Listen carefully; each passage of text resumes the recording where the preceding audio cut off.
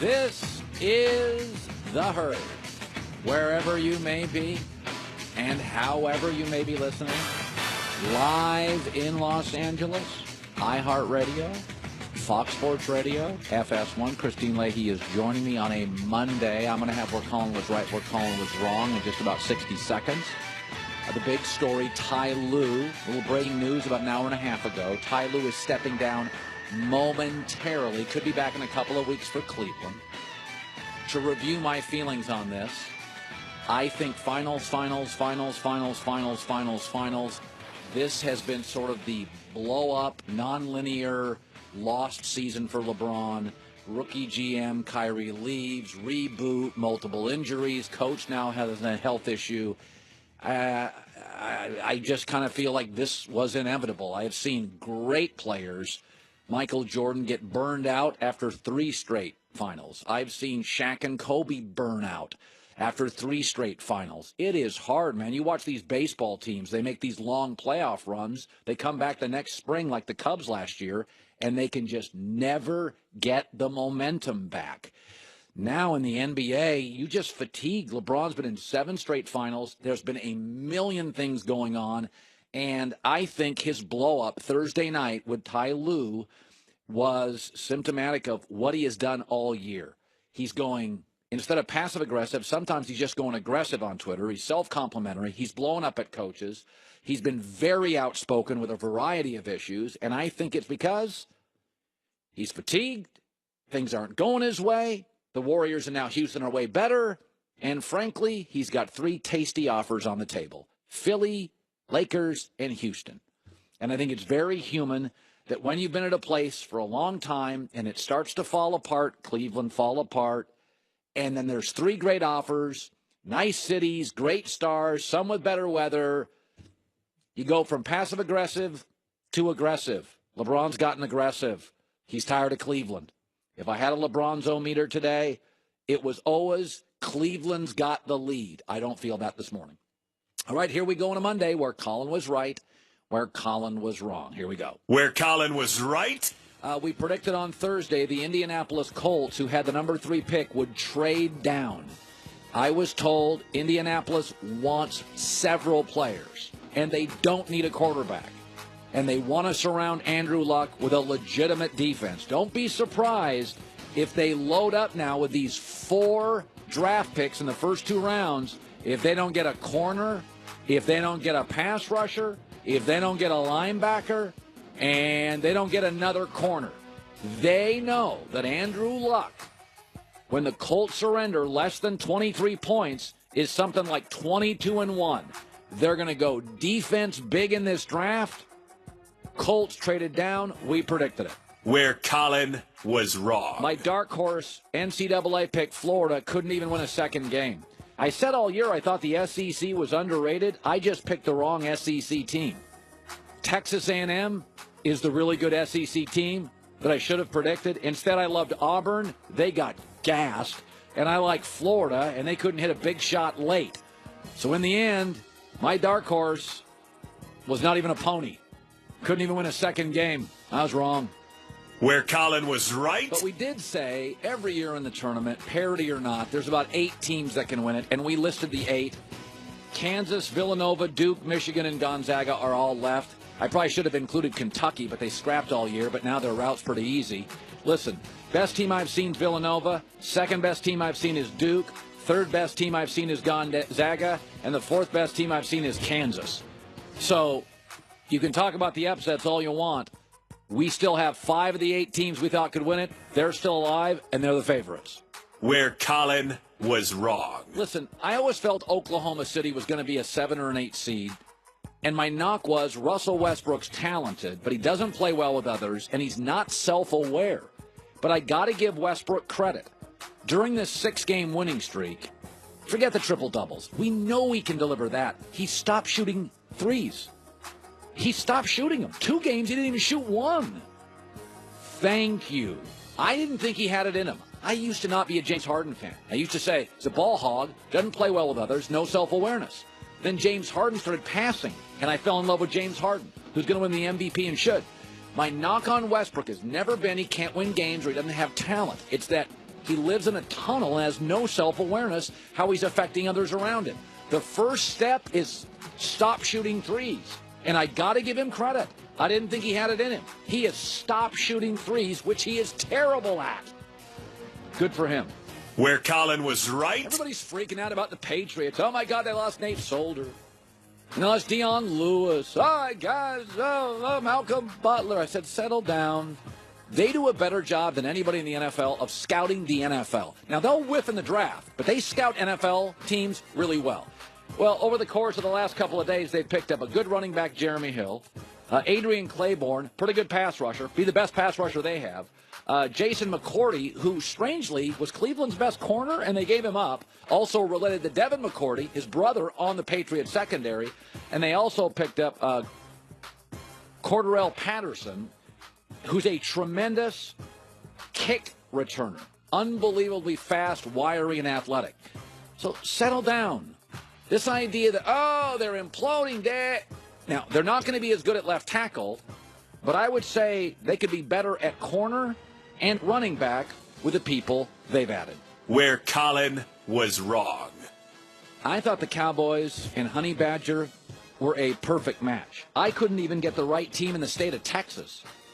For only $7 million, the Cowboys apparently had no interest whatsoever, which I'll talk about later this hour, no interest. And the Houston Texans, which needed to upgrade their secondary, went and got, to me, one of the most instinctive guys in the back end of any defense in the NFL.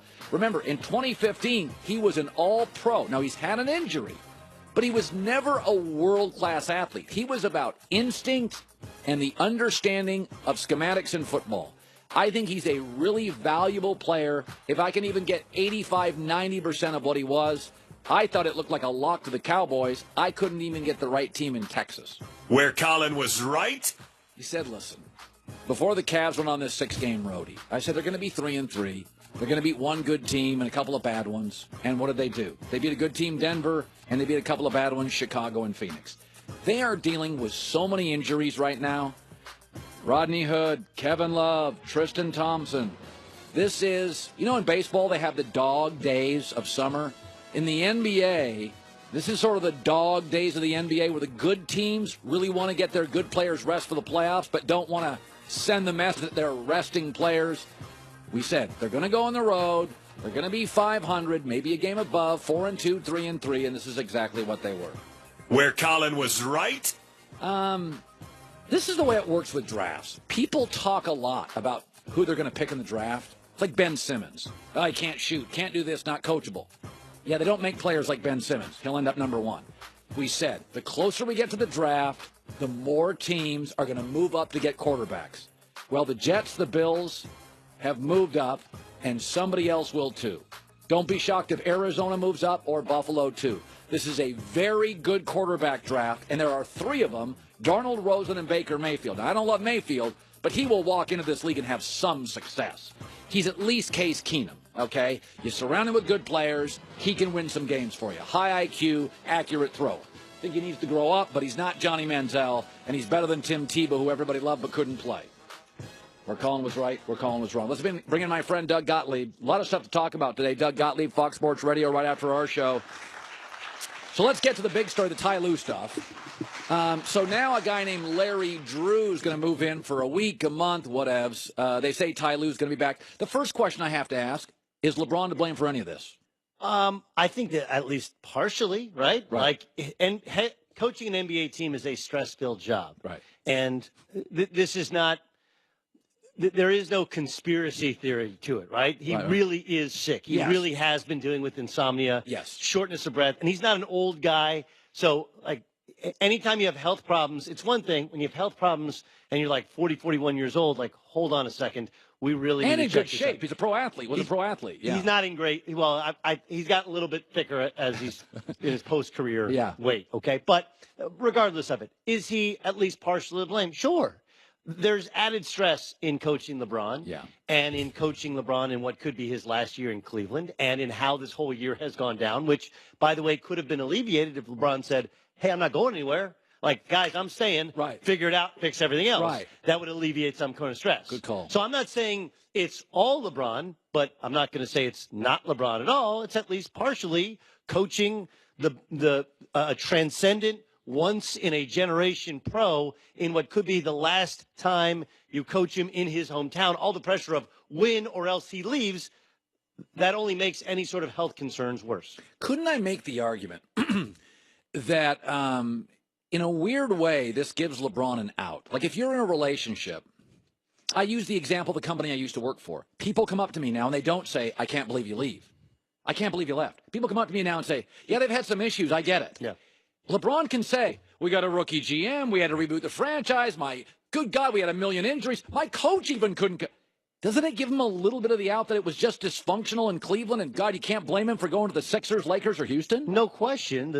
But then again, that would bring into the how much is LeBron to blame, right? Right. The guy who's like, oh, I get it. So, again, none of this would have happened had LeBron just gone, I'm staying, I'm Cavs for life.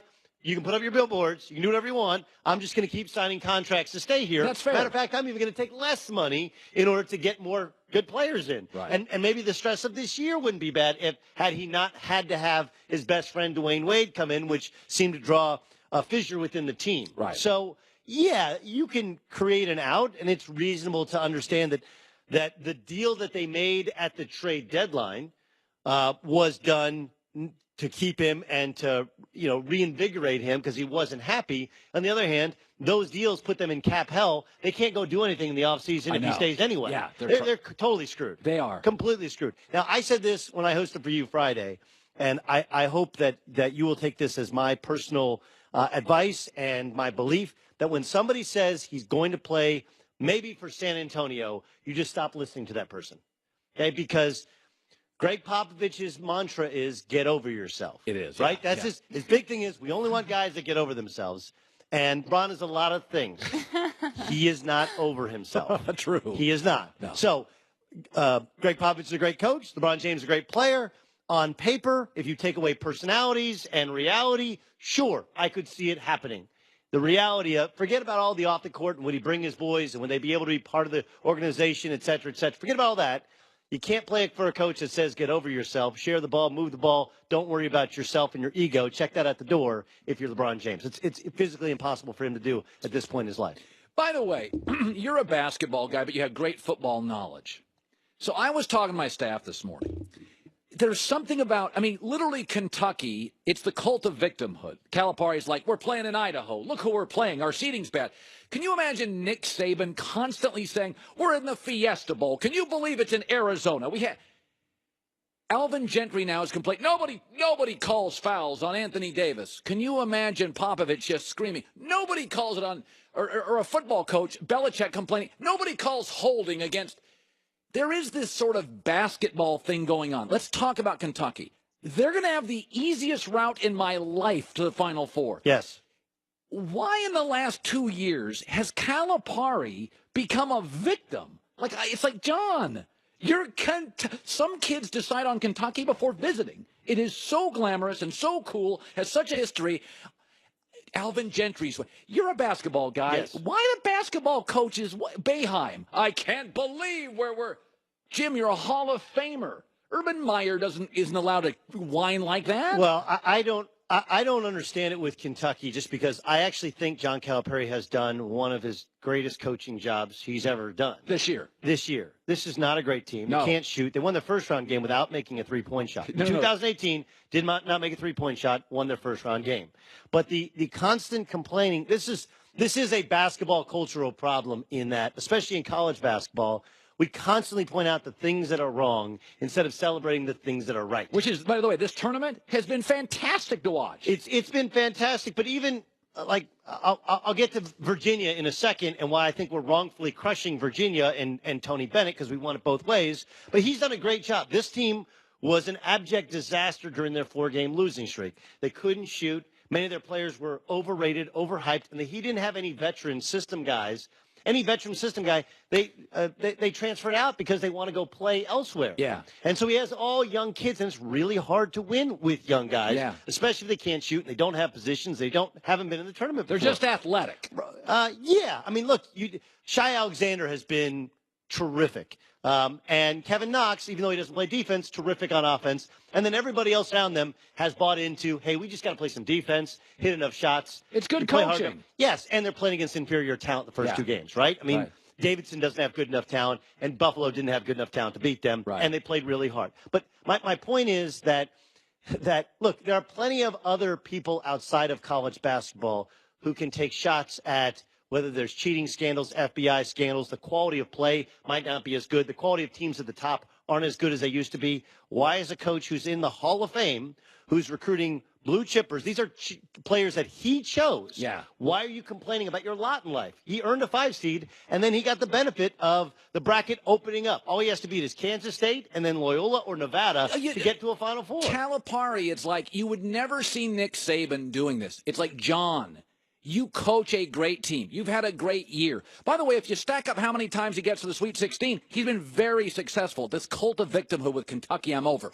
Let's move into the upset. I don't buy it's the greatest upset ever. Now, in the tournament, but I'm old enough to remember the NAIA Chaminade, who was a brand new program playing in a tiny gym or something, beating Ralph Sampson, who in my lifetime was probably the greatest, most discussed, talked about. Now, I didn't grow up with Lou Alcindor. Yeah. Was the best college player of my life. 3-time National Player of the Year. I mean, it was unbelievable. Chaminade was like the school I went to, Eastern Washington University, beating them. Look, the point spread on. It was also in Hawaii, and I believe Don Ho and his two brothers were officiating the game. So, and no one saw it. So, if all the officiating was just ridiculous, nobody knows. I understand that you can say Chaminade, and I've heard people say Buster Douglas. Remember, like, the nuance of it is, you know, like Buster Douglas beat Mike Tyson, but Mike Tyson didn't train, was out of shape, and that was in Japan. People also didn't see that. They just saw the picture on Sports Illustrated of Mike Tyson laying on a canvas. This was on national TV. This is a UMBC. Does anyone know? If I said UMBC before this weekend, would anyone know? No, I had to Google it. Right? Christine said she had to Google it. I didn't even know what it was. I thought it was what Naughty by Nature is saying about, right? That was OPP was not UMBC. So you didn't know what it was either. Of course I did. Well, you know Maryland, Baltimore County. University of Maryland, Baltimore County. But again, like, still couldn't pick it out on a map. Right. Well, it's in Baltimore County. Right, but do you know where Baltimore County is? More so than I know what UMCB, whatever it is. Yes, UMBC, I agree with that. University. The point is, they lost. They scored 38 points against Albany this year. They lost by 40 to Albany. So you say it's a big upset. It's the greatest upset in the history of the NCAA tournament. Now, again, Virginia was without DeAndre Hunter. They lost him in the conference tournament, right? No, they actually won their conference tournament championship. I thought Virginia lost a good player late. No, they lost him. Yes, they lost DeAndre Hunter, who's their best pro prospect. 6'9", versatile, inside, outside. You know, he could play. The problem is they played against a team that played small ball, and it was a great game plan. But this is not a this. And by the way, UMBC could have won yesterday against Kansas State. Yeah. If they could make it. So open your point shot. is, my point is that it's a 16 seed beating a 1 seed, and it wasn't a fluke thing. They beat them by 20. Yeah. It was tie game at half, and they beat them by 20. They whooped them. And it's never happened before, and they won arguably the best league in the country, coached by one of the best coaches in the country, and they just beat them. They were just the better team on that day. It's, by any definition, the greatest upset in the history of the NCAA tournament. And as you have said in that very chair, the tournament is all that matters. And if the tournament is all that matters, and it's the greatest upset in the history of the tournament, then it's the greatest upset ever. By the way, I've had a blast watching the tournament. The best team I've seen is Villanova. The second best team I've seen is Duke. I'm not sure who the third best team is. Could be Kentucky's talent, but I don't think they can shoot. Gonzaga's got good bigs. But I do think when I watch Villanova and Duke, they look like the best teams. He is Doug Gottlieb. He's got a show after mine on Fox Sports Radio. Thanks, bud. My pleasure. Good stuff today. Albert Breer stops by. I'm going to have a mock draft. Coming up next, I've got a takeaway, and if you're a Cowboy fan, you're going to like it because the Cowboys are sending you a message, and if you're a Cowboy fan, it is a great message. That is coming up. Every day we come in and we're talking about sports and we're talking about games, but what we're really talking about is efficiency and performance. And that's why you should apply those measures to the products you buy for your home, like filters for your HVAC system. Filter Buy is America's leading provider of HVAC filters. Home small businesses 600 different sizes, up to hospital grade, ship free, within a day, 24 hours, all manufactured right here in America. They've got custom options as well, which is remarkable when you consider how many filters they're selling. All the way up to hospital grade. Pollen, mold, dust, allergies, they get rid of it. And you could save an extra 5% if you set up auto delivery, so you never need to think about your filters again. They just send them over. You save time and money. You breathe better with FilterBUY.com. FilterBuy.com, FilterBuy.com.